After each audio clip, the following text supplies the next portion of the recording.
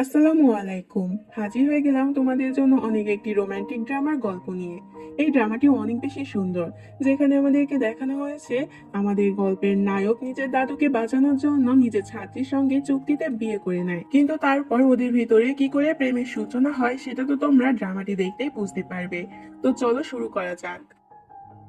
ড্রামার শুরুতে আমাদেরকে female lead ইয়াংশু আর mail lead Zhang এর বিয়ে সিন দেখানো হয়। এখানে ইয়াংশু আমাদেরকে জানায় যে ওর বয়স তো মাত্র 22 বছর, আর যে লোকটির সঙ্গে ওর বিয়ে হচ্ছে সে হচ্ছে ওর কলেজের প্রফেসর আর ওর জীবনের সব সমস্যার মূল। কেননা ঝ্যাং এর জন্য ইয়াংশু তো নিজের গ্রাজুয়েশনও কমপ্লিট করতে পারেনি, আর তাছাড়া ঝ্যাং নাকি এখন ওর বাড়িও কবজা করে বসে আছে। ইয়াংশু এগুলো কেন বলছে তা জানার জন্য আমাদেরকে 2 সপ্তাহ আগে নিয়ে যাওয়া হয়, যেখানে ইয়াংশুকে আমরা একটা ক্যাফেতে দেখতে পাই। তখনই সেখানে ঝ্যাং চলে আসে। ইয়াংশু তো ঝ্যাং এর উপরে পড়ে যায়, আর ঝ্যাংকে প্রথমবার দেখে ওর মনে তো লাড্ডু ফুটতে শুরু করে, কেননা ঝ্যাং অনেক বেশি হ্যান্ডসাম ছিল। কিন্তু ঝ্যাং তখন ইয়াংশুকে দূরে সরিয়ে দেয় আর হালকা করে ওকে একটু অপমানও করে দেয়, যেটা দেখে ইয়াংশু তো ঝ্যাং এর উপর অনেক বেশি রাগ হয় আর মনে মনে ভাবতে থাকে এই লোকটি অনেক বেশি অহংকারী। পরের সিনে আমরা ইয়াংশুকে ক্লাসে দেখতে পাই। তখনই সেখানে ঝ্যাং চলে আসে, আর ইয়াংশু এখানে জানতে পারে যে ঝ্যাং হচ্ছে ওদের নতুন প্রফেসর। ঝ্যাং প্রথমবার ক্লাসে এসে নিজের রুল সম্পর্কে সবাইকে সবকিছু জানিয়ে দেয়, আর এটাও বলে দেয় যে ও রুলস ফলো করে না, তাকেও একদমই পছন্দ করে না। কিন্তু ইয়াংশুর তো ঝ্যাং এর এসব কথায় কোনো ইন্টারেস্টই ছিল না, তাই ও বসে বসে সেখানে ড্রয়িং করতে থাকে। তখনই ঝ্যাং এর কাছেও ধরা পড়ে যায়। ঝ্যাং দেখতে পায় ইয়াংশু তো ওকেই আর্ট করেছে, যেটা দেখে ও বলে তুমি একদমই ভালো ড্রয়িং করতে পারো না, আর তুমি পারোটাই বা কি, না ক্লাসে ভালো করে মনোযোগী হচ্ছ না ভালো ড্রয়িং করতে পারো। এটা শুনে ক্লাসে সবাই তো ইয়াংশুকে নিয়ে হাসাহাসি করতে থাকে। ইয়াংশু এতে অনেক অপমানিত বোধ হয়।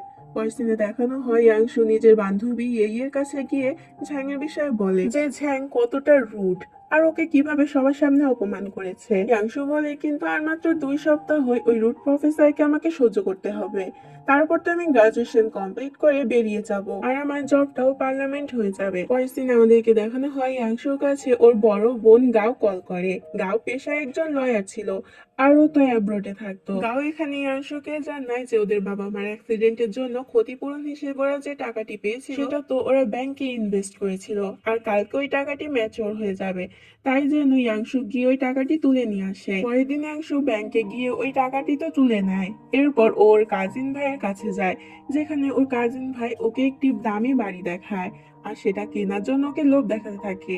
এতে ইয়াংশু ওই বাড়িটি কেনার জন্য রাজি হয়ে যায়, কেননা ওর কাছে ভালো একটি বাড়ি ছিল না। পরের দিনে দেখানো হয় ইয়াংশু যখন ঘুমিয়েছিল তখনই ওর কাছে ওর কাজিন ফোন করে আর বলে তাড়াতাড়ি টাকা নিয়ে চলে আসতে, না হলে বাড়ির মালিক বাড়িটি অন্য কারোর কাছে বিক্রি করে দেবে। ইয়াংশু তখন বলে কিন্তু আজকে তো আমার গ্রাজুয়েশনের প্রেজেন্টেশন এক্সাম আছে। যাই হোক, ইয়াংশু তখন সাইকেল নিয়ে সেখানে পৌঁছে যায়। কাজ শেষ হয়ে গেলে ইয়াংশু সাইকেল চালিয়ে এক্সাম হলে পৌঁছে যায়, কিন্তু ও তো 5 মিনিট লেট করে এসেছিল, যার কারণে ঝ্যাং তো অনেক বেশি রেগে যায় আর ওকে পরীক্ষায় ফেল করিয়ে দেয়। ইয়াংশু তখন ঝ্যাং এর উপর অনেক বেশি রেগে যায় আর বলে আমার জীবনে দেখা সবচেয়ে খারাপ প্রফেসর হলো আপনি। কিন্তু ঝ্যাং এর তো এই কথাগুলো একটুও গায়ে লাগে না। পরের সিনে দেখানো হয় গ্রাজুয়েশন কমপ্লিট করতে না পারায় ইয়াংশুকে চাকরি থেকে বের করে দেওয়া হয়, কিন্তু ইয়াংশু তারপরও ভেঙে পড়ে না, আর নিজের মনকে এটা বলে সান্ত্বনা দেয় যে ওর কাছে এখন একটি ভালো বাড়ি আছে। এরপর ইয়াংশু নিজের কেনা বাড়িতে চলে যায়, কিন্তু তখনই হঠাৎ করে বাথরুম থেকে ঝ্যাং গোসল করে বেরিয়ে আসে। ইয়াংশু তো ঝ্যাংকে এভাবে দেখে অনেক বেশি অবাক হয়ে যায়। ইয়াংশুর হাতে তখন ফোন ছিল, যেটা দেখে ঝ্যাং মনে করে ইয়াংশু হয়তো ওর ছবি তুলছে, তাই ও ইয়াংশুর কাছ থেকে ফোনটি কেড়ে নিতে যায়, আর এটার জন্য ওরা দুজন অনেক কাছাকাছি চলে আসে। ঝ্যাং তখন ইয়াংশুয়ানকে জিজ্ঞাসা করে যে তুমি আমার বাড়িতে কি করছো।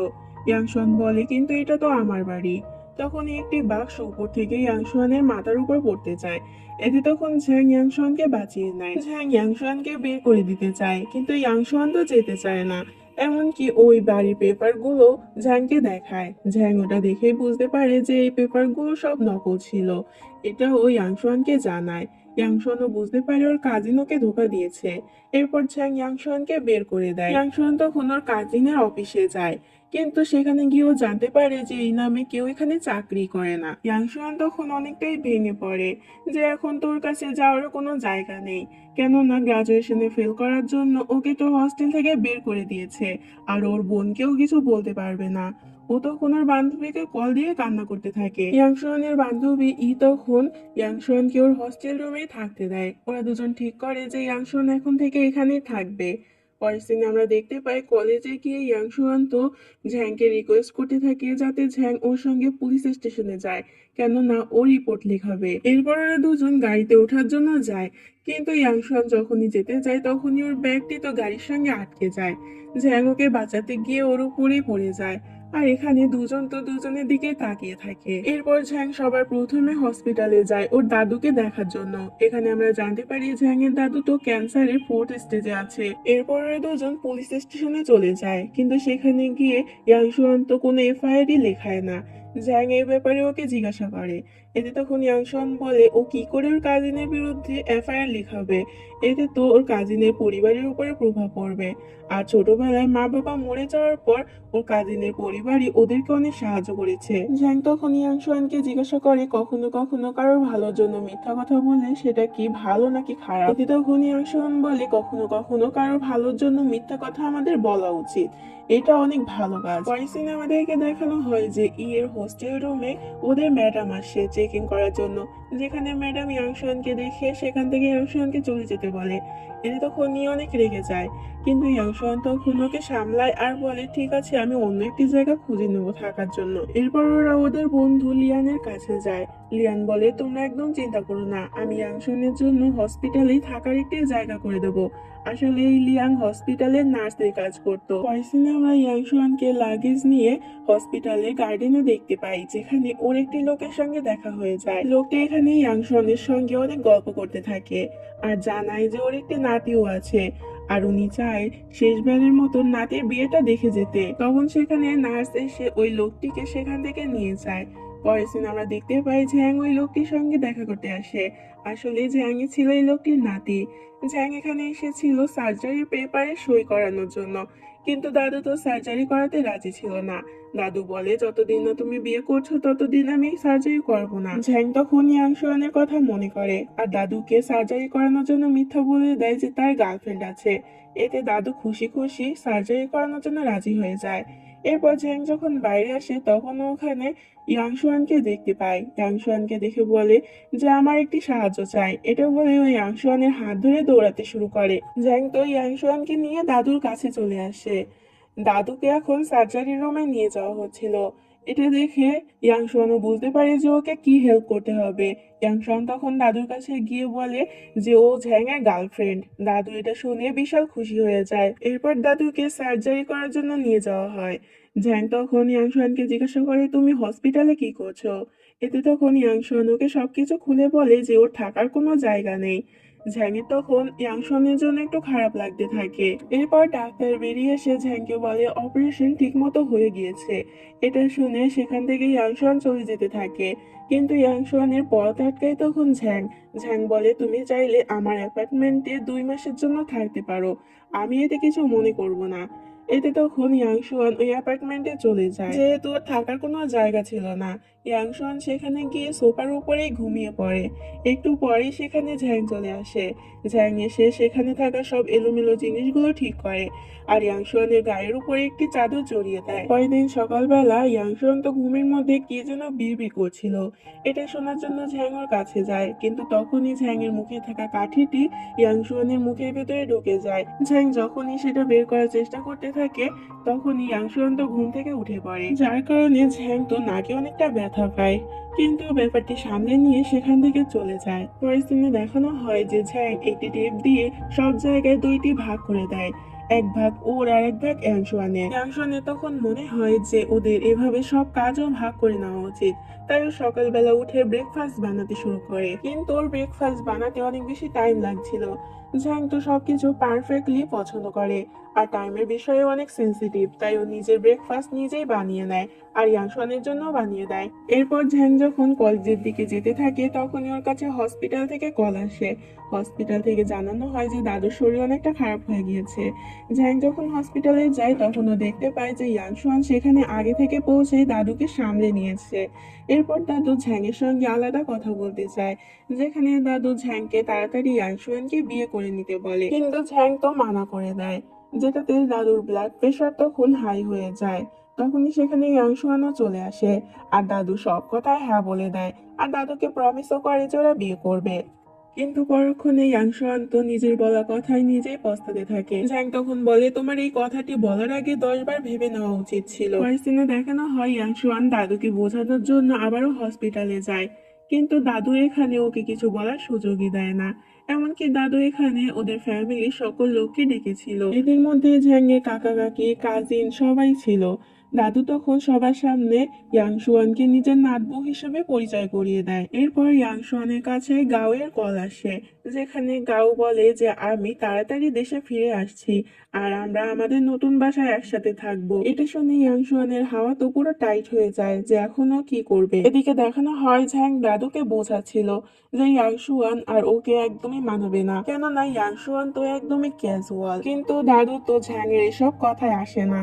দাদু বলে, ইয়াংশুয়ান তোমার জন্য একদম পারফেক্ট আর আমি এই ব্যাপারে আর কিছু শুনতে চাই না। পরের সিনে দেখানো হয় ইয়াংশুয়ান আর ঝ্যাং একসাথে দাদুর সঙ্গে দেখা করতে আসে। দাদু এখানে ওদের হাতে বড় একটি লিস্ট ধরিয়ে দেয় আর মার্কেটে পাঠিয়ে দেয় দাদুর জন্য প্রয়োজনীয় জিনিসপত্র কেনার জন্য। ওরা খুঁজে খুঁজে দাদুর লিস্ট অনুযায়ী সবকিছু কেনে। এরপর যখন ওরা বাড়ি ফিরছিল তখনই ঝ্যাং হঠাৎ করে বলে ওঠে, চলো আমরা বিয়ে করে নিই। এটা শুনে ইয়াংশুয়ান তো পুরোই অবাক হয়ে যায়, কিন্তু পরক্ষণে ঝ্যাং ওকে বলে আমাদের বিয়েটা শুধু 1 বছরের একটি কন্ট্রাক্ট হবে। এমনকি ঝ্যাং ওকে এটাও বলে যে এই 1 বছর শেষ হলে ওকে পেমেন্ট হিসেবে এই অ্যাপার্টমেন্টই দিয়ে দেবে। কিন্তু ইয়াংশুয়ান এতে রাজি হয় না, কেননা ও চায় ভালোভাবে বিয়ে করতে আর ভালোবেসে বিয়ে করতে। এভাবে বিয়ে করেও নিজের জীবনটা নষ্ট করতে চায় না। পরের দিন অনেক খোঁজাখুঁজি করার পর ইয়াংশুয়ান সস্তায় একটি অ্যাপার্টমেন্ট পেয়ে যায়। এরপরও ঝ্যাং এর বাড়িতে এসে লাগেজ গুছিয়ে সেখান থেকে যেতে থাকে, কিন্তু তখনই সেখানে আবার গাও চলে আসে। গাওকে দেখে ইয়াংশুয়ান তো অনেক অবাক হয়ে যায় আর ইয়াংশুয়ান গাওকে বলে যে ঝ্যাং নাকি ওর বয়ফ্রেন্ড। ঝ্যাংও তখন ইয়াংশুয়ানকে হেল্প করার জন্য ওর কথায় হ্যাঁ মেলাতে থাকে। গাও ঠিক করে যে আজকের জন্য এখানেই থাকবে, তাই তখন ইয়াংশুয়ান আর ঝ্যাংকে একই রুমে শুতে হয়। ইয়াংশুয়ান নিচে শোয় আর ঝ্যাং উপরে শোয়। পরের দিন সকালবেলা গাও তো ইয়াংশুয়ানকে অনেক বকাবকি করতে থাকে, কারণ সে জানতে পেরে গিয়েছে যে ইয়াংশুয়ান গ্রাজুয়েশনে ফেল করেছে। এরপর গাও নিজের অ্যাপার্টমেন্টে থাকার জন্য সেখান থেকে চলে যায়। এরা দুজন তখন শান্তির নিঃশ্বাস ফেলে। ঝ্যাং যেহেতু ইয়াংশুয়ানের এত বড় হেল্প করে দিয়েছে, তাই ইয়াংশুয়ান তখন ওর সঙ্গে কন্ট্যাক্ট ম্যারেজ করতে রাজি হয়ে যায় আর কন্ট্যাক্টে সাইনও করে দেয়। পরে ওরা দাদুকে এই ব্যাপারে জানায় যে ওরা একে অপরকে বিয়ে করে নিয়েছে, কিন্তু দাদু এতে মোটেই খুশি হয় না। দাদু বলে, কিন্তু আমি তো চেয়েছিলাম তোমাদেরকে অনুষ্ঠান করে ধুমধাম করে বিয়ে দেবো।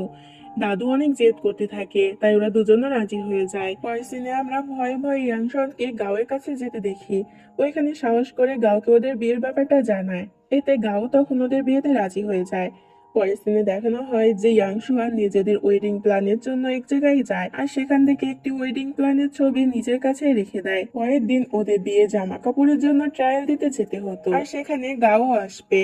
গাও সাথে করে ইয়াংশুয়ানকে ওই ওয়েডিং প্ল্যানটাও আনতে বলে, কিন্তু ইয়াংশুয়ান তার বদলে ম্যারেজ কন্ট্রাক্টে নিয়ে চলে যায়। এরপর ইয়াংশুয়ান তাড়াহুড়ো করে সেখানে পৌঁছে যায়, কিন্তু গাওকে একটি জরুরি কাজের জন্য সেখান থেকে যেতে হতো। গাও তখন ওয়েডিং প্ল্যান মনে করে সেই কন্ট্রাক্টে নিয়ে সেখান থেকে চলে যায় আর ইয়াংশুয়ান তো কিছু বুঝতে পারে না। পরের সিনে দেখানো হয় ওরা বিয়ের জন্য প্র্যাকটিস করছিল। এরপর ওরা দুজন কিসিং সিনের জন্য প্র্যাকটিস করতে থাকে। এখানে ওদের মধ্যে কিস হতেই যাচ্ছিল, কিন্তু তখনই গাওয়ের কল চলে আসে। ইয়াংশুয়ান তখন গাওয়ের সঙ্গে দেখা করতে যায়, যেখানে গাও ওকে ওই কন্ট্যাক্ট ম্যারেজটি দেখায় আর বলে যে আমি চাই না তুমি এই বিয়েটি করো, এই বিয়েটি তুমি ভেঙে ফেলো। এখন এসব কিছু নিয়ে ইয়াংশুয়ান তো অনেক বেশি চিন্তায় পড়ে যায়, যেখানে ওর বারবার দাদুর কথা মনে পড়ছিল আর অন্যদিকে গাঁয়ের কথাও মনে পড়ছিল।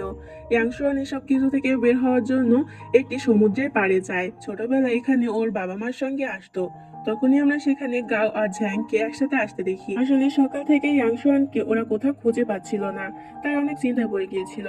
ঝ্যাং তখন ইয়াংশুয়ানের এই অবস্থা দেখে বলে, তুমি চিন্তা করো না, আমি দাদুকে এই বিয়ের জন্য মানা করে দেবো আর তাকে কোনো না কোনো ভাবে মানিয়ে নেবো।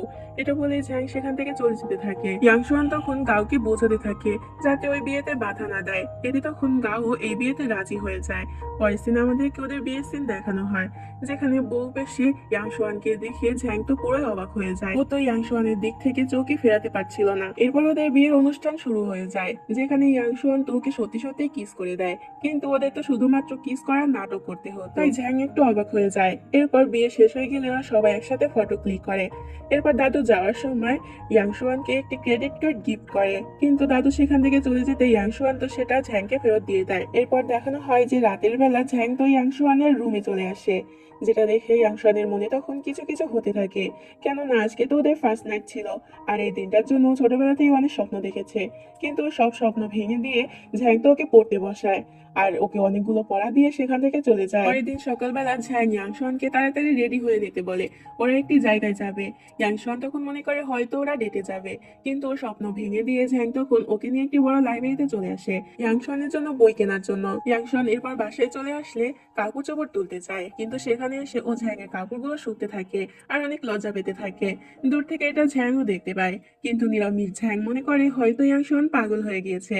1 মিনিট দাঁড়াও, তোমরা যারা ড্রামাটি এতক্ষণ পর্যন্ত দেখে এসেছো কিন্তু একটিও লাইক দাওনি, তারা অবশ্যই ড্রামাটিতে লাইক দিয়ে দিও। যদি তোমাদের এই ড্রামাটি ভালো লাগে তাহলে অবশ্যই কমেন্ট করে জানিও। পরের দিন আমরা ইয়াংশুয়ানকে ক্লাসে দেখতে পাই, যেখানে ঝ্যাং ওদের ক্লাস নিচ্ছিল, কিন্তু এখানে ক্লাসে মনোযোগী হওয়া বাদ দিয়ে ইয়াংশুয়ান তো এক দৃষ্টিতে ঝ্যাংয়ের দিকে তাকিয়েছিল। ক্লাস শেষ হলে ঝ্যাং এটা নিয়ে ইয়াংশুয়ানকে অনেক বকাবকি করে আর পরের বার থেকে ক্লাসে মনোযোগী হতে বলে।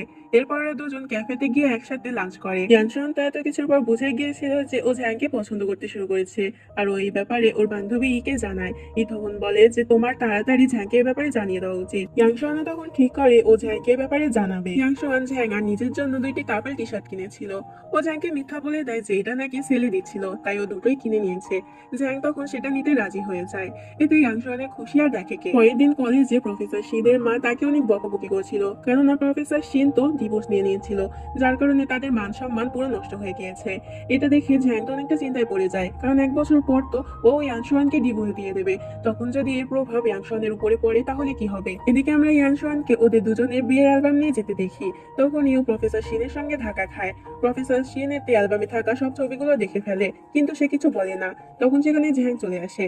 ঝ্যাং এটা নিয়ে ইয়াংশুয়ানকে অনেক কথা শোনায় আর বলে আমি কাউকে জানাতে চাই না আমাদের বিয়ের ব্যাপারে, কেননা 1 বছর পর তো আমরা এমনিতেও ডিভোর্স নিয়ে নেব, আর সবাই যদি এটা জানতে পারে এর প্রভাব তোমার উপরই পড়বে। এতে তখন ইয়াংশুয়ান অনেকটা কষ্ট পায়, কেননা ও তো ঝ্যাংকে সত্যি ভালোবেসে ফেলেছিল। ইয়াংশুয়ান কষ্ট পেয়ে সেখান থেকে চলে যায়। পরের দিন সকালবেলা ঝ্যাং তো ইয়াংশুয়ানের রুমে যাওয়াকে সরি বলার জন্য, কিন্তু ইয়াংশুয়ান তো সেখান থেকে নিজের সকল জিনিসপত্র নিয়ে চলে গিয়েছিল আর একটি চিঠিও রেখে গিয়েছিল। এদিকে আমরা ইয়াংশুয়ানকে একটি মলে সেলসম্যানের চাকরি নিতে দেখি। ওই মল থেকে ওকে একটি অ্যাপার্টমেন্ট দেওয়া হয়, কিন্তু ঝ্যাং তো ইয়াংশুয়ানকে ছাড়া অনেকটা একা ফিল করছিল। পরের দিন ও দাদুর সঙ্গে দেখা করতে যায়, তখনই সেখানে ইয়াংশুয়ানও চলে আসে দাদুর সাথে দেখা করার জন্য। ইয়াংশুয়ান এখানে ঝ্যাংকে ওকে নিয়ে চিন্তা করতে নিষেধ করে আর এটাও জানায় যে ও একটি চাকরি পেয়েছে। পরের দিনে আমরা ইয়াংশুয়ানকে মলে দেখি, তখন সেখানে গাও চলে আসে শপিং করার জন্য, কিন্তু সময় মতো সেখানে ঝ্যাংও চলে আসে। গাও ওদের দুজনকে দেখে ফেলে, কিন্তু ঝ্যাং বিষয়টা সামলে নেয়। কিন্তু পরে ম্যানেজার ইয়াংশুয়ানকে এটা নিয়ে বকা দিতে থাকে, কারণ ইয়াংশুয়ান কাজ ঠিক মতো করেনি, কিন্তু ঝ্যাং সেখানে এসে ওই ব্যাপারটাও সামলে নেয়। এতে তখন ইয়াংশুয়ান মনে মনে অনেকটা খুশি হয়। এরপর ঝ্যাং নিজের বন্ধু লিয়ের কাছে চলে যায় আর জিজ্ঞাসা করে যবে থেকে ইয়াংশুয়ান চলে গিয়েছে তখন থেকে ও একা একা কেন ফিল করছে। এতে তখন ওর বন্ধু বলে তুমি প্রেমে পড়ে গিয়েছো, কিন্তু ঝ্যাংয়ের এটা বিশ্বাস হয় না। পরের দিনে আমরা লয়ার মিংকে ইয়াংশুয়ানের কাছে আসতে দেখি। লয়ার মিং এখানে ইয়াংশুয়ানকে ভালো একটি জবের জন্য অফার করে। এতে তখন ইয়াংশুয়ান অনেক খুশি হয়ে যায়। পরের দিনে আমাদেরকে দেখানো হয় লয়ার মিং আসলে ঝ্যাংয়ের একজন ক্লাসমেট ছিল আর ঝ্যাংই ইয়াংশুয়ানকে চাকরিটি দিতে বলেছিল। পরের দিনে আমরা ইয়াংশুয়ানকে দাদুর কাছে দেখতে পাই। দাদু যেহেতু কিছুদিনের মধ্যে এখান থেকে ডিসচার্জ হয়ে যাবে, তাই দাদু তখন ইয়াংশুয়ানকে নিজের বাড়িটি পরিষ্কার করার জন্য পাঠিয়ে দেয়। ইয়াংশুয়ান তখন ওই বাড়িটি পরিষ্কার করতে থাকে আর নাচতেও থাকে, কিন্তু তখনই সেখানে ঝ্যাং চলে আসে। আসলে দাদু এখানে ওকে পাঠিয়েছিল। ইয়াংশুয়ান তখন অনেকটা লজ্জা পায়। এরপর ওরা দুজন সেই বাড়িটি একসাথে পরিষ্কার করতে থাকে।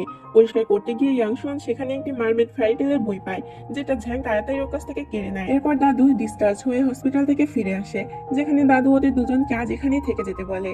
রাতের বেলা ইয়াংশুয়ান দাদুকে ওই বইটির ব্যাপারে জিজ্ঞাসা করে। এতে তখন দাদু বলে ছোটবেলায় যখন ঝ্যাংয়ের মা মারা গিয়েছিল তখন দাদু ওকে ওই বইটি দিয়ে বলেছিল এই মৎস্যকুমারীর মতো ওর মাও একদিন ওর কাছে ফিরে আসবে। পরের দিন আমরা ঝ্যাংকে সমুদ্রের পাড়ে যেতে দেখি, যেখানে ইয়াংশুয়ান মারমেডের একটি কস্টিউম পরে ওর জন্যই অপেক্ষা করছিল। ইয়াংশুয়ান তো তখন ওকে দেখে হাসতে থাকে। ঝ্যাং এটা দেখে হেসে দেয়।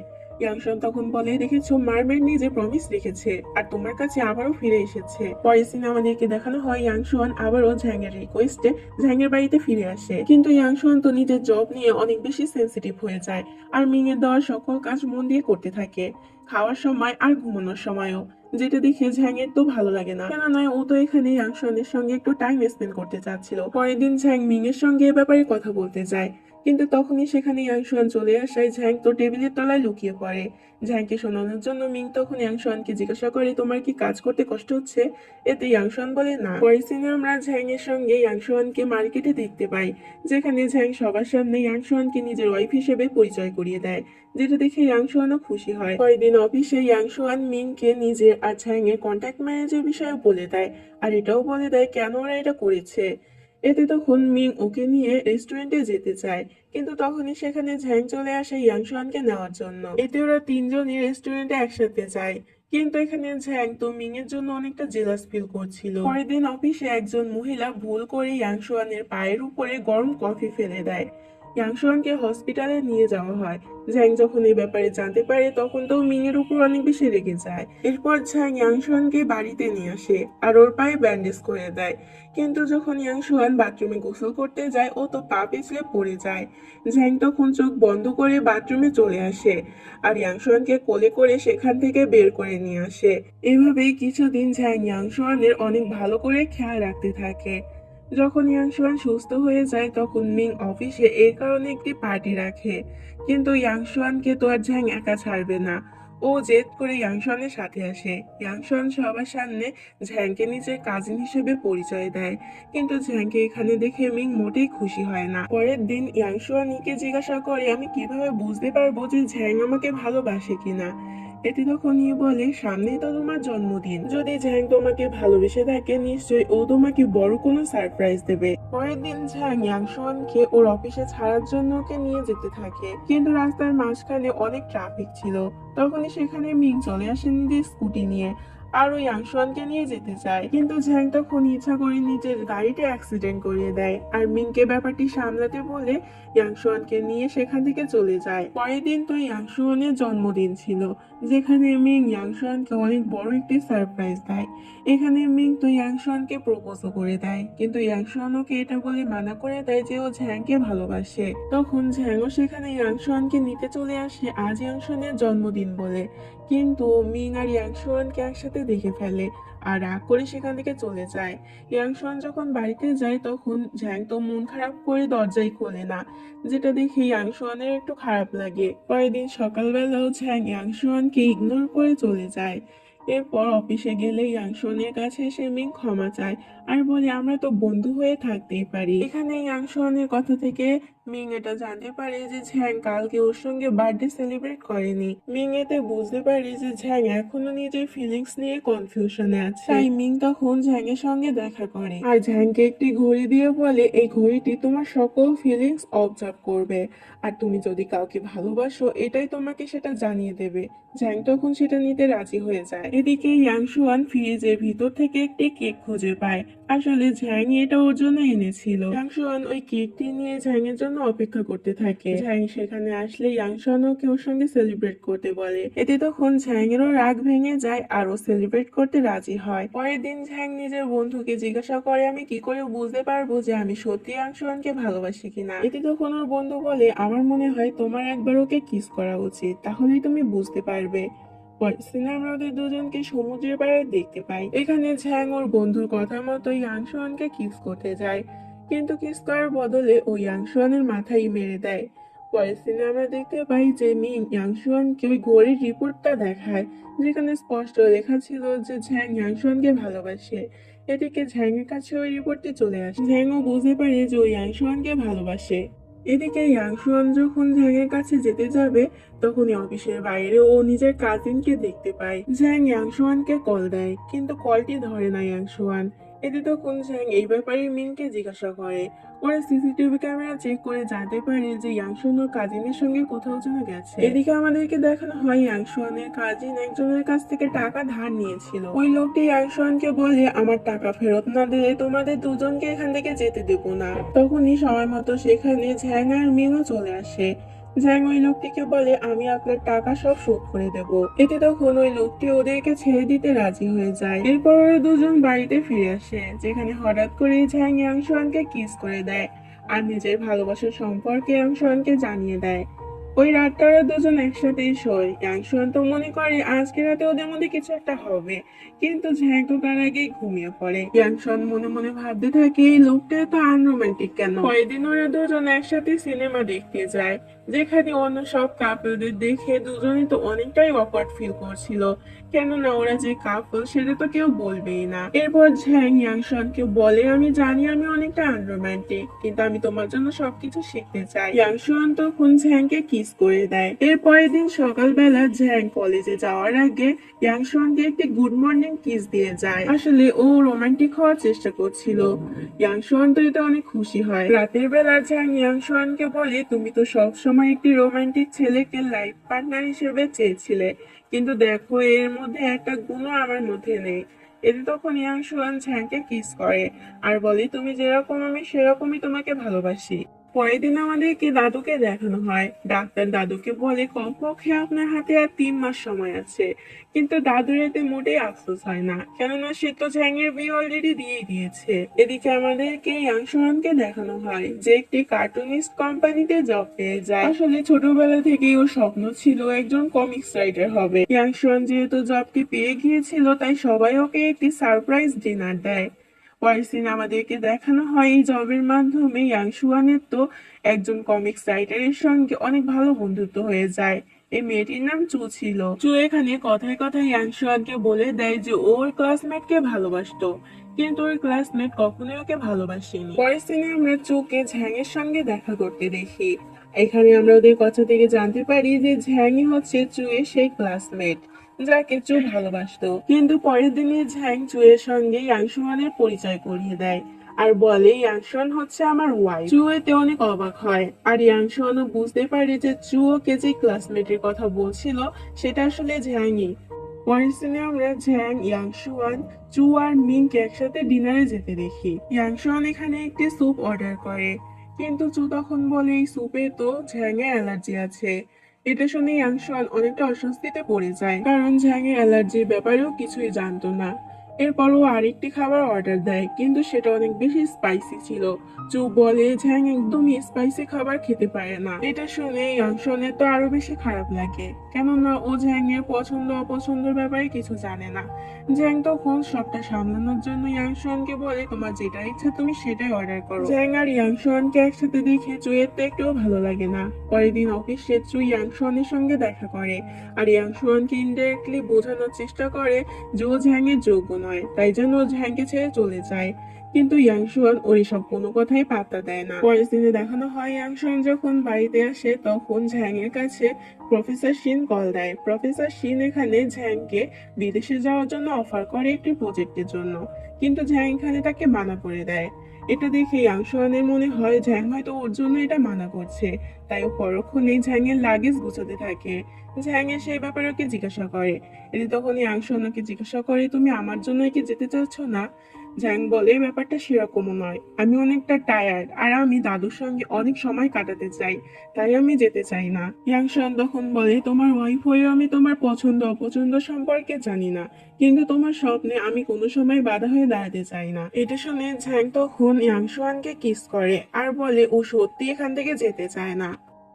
পরের সিনে দেখানো হয় দাদুর শরীরটা আবারও অনেক বেশি খারাপ হয়ে যায়, যার কারণে তাকে হসপিটালে অ্যাডমিট করতে হয়। দাদু তখন ইয়াংশুয়ানকে এই ব্যাপারে ঝ্যাংকে কিছু জানাতে নিষেধ করে। এদিকে আমরা ঝ্যাংকে দেখতে পাই। চু তখন ঝ্যাংয়ের বাড়িতে আসে। এই সময় ইয়াংশুয়ান বাসায় ছিল না। চু এখানে ঝ্যাংকে প্রপোজ করে আর ইয়াংশুয়ানকে ছেড়ে ওর কাছে আসতে বলে। তখন আমরা বাইরে ইয়াংশুয়ানকে দেখতে পাই যে নিজের ফ্রেন্ডের সঙ্গে এখানে এসেছিল। তখন ও বাইরে থেকে চুকে ভিতরে দেখতে পায়। এতে তখন ওরা সবাই মিলে ব্যালকনি টপকে ভিতরে ঢোকে আর শুনতে থাকে ঝ্যাং আর চুয়ের কথা। এখানে ঝ্যাং চুকে পুরোপুরি ভাবে রিজেক্ট করে দেয় আর বলে দেয় ওই ইয়াংশুয়ানকে ভালোবাসে। এটা শুনে ইয়াংশুয়ান তো অনেক বেশি খুশি হয়ে যায়।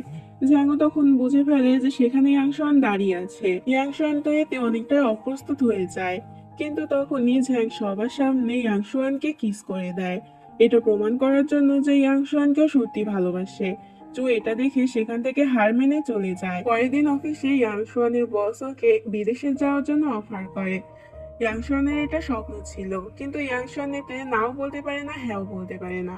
ও তাই কিছুদিনের জন্য সময় চেয়ে নেয়। পরের সিনে দেখানো হয় যে চু ওদের দুজনের সঙ্গে দেখা করতে আসে আর দুজনের কাছে ক্ষমা চায়। চু এখানে ইয়াংশুয়ানকে অভিনন্দন জানায় কারণ ইয়াংশুয়ান বিদেশে যাওয়ার অনেক বড় অফার পেয়েছে, যেটা শুনে ঝ্যাং তো অনেক বেশি অবাক হয়ে যায় আর জিজ্ঞাসা করে তুমি তো এই ব্যাপারে আমাকে কিছু বলোনি।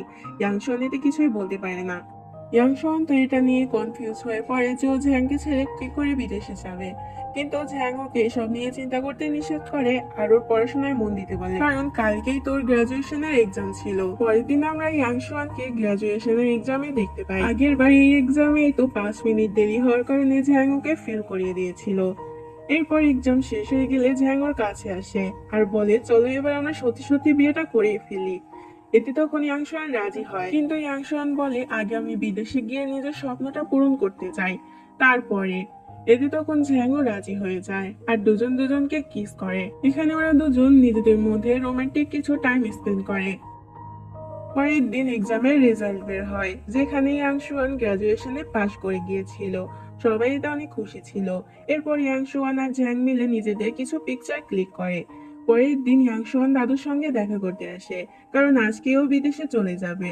ঝ্যাং তো ওকে এয়ারপোর্ট অব্দি পৌঁছে দেয় আর ওকে বিদায় জানায়, কিন্তু এরপর যখন ইয়াংশুয়ান ভিতরে যায় তখনও ঝ্যাং এর লেখা কিছু নোট দেখতে পায়, যেখানে ঝ্যাং ইয়াংশুয়ানের জন্য সবকিছু লিখে রেখেছিল যে ওখানে পৌঁছে ওকে ঠিক কি কি করতে হবে যাতে ওর পরে সমস্যা না হয়।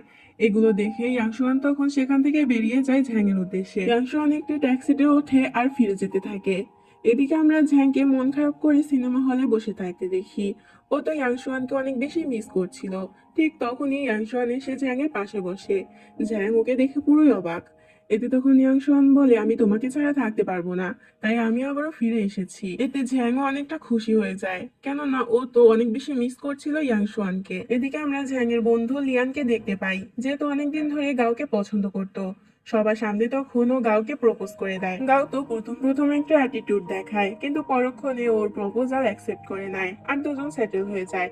এদিকে আমরা দেখতে পাই দাদু এখন অনেকটাই সুস্থ হয়ে গিয়েছে, তাই ওরা দুজন দাদুকে হসপিটাল থেকে বাড়িতে নিয়ে আসে। দাদুর বাড়ির পাশে যেহেতু সমুদ্র ছিল, সবাই মিলে সমুদ্রের পাড়ে অনেক ভালো সময় কাটায় আর ফায়ারওয়ার্ক দেখে। ড্রামা শেষ দৃশ্যে ওদের দুজনকে আমরা একসাথে সমুদ্রের পাড়ে দাঁড়িয়ে থাকতে দেখি। আর এখানেই ড্রামাটি শেষ হয়ে যায়। আশা করি ড্রামাটি তোমাদের ভালো লেগেছে।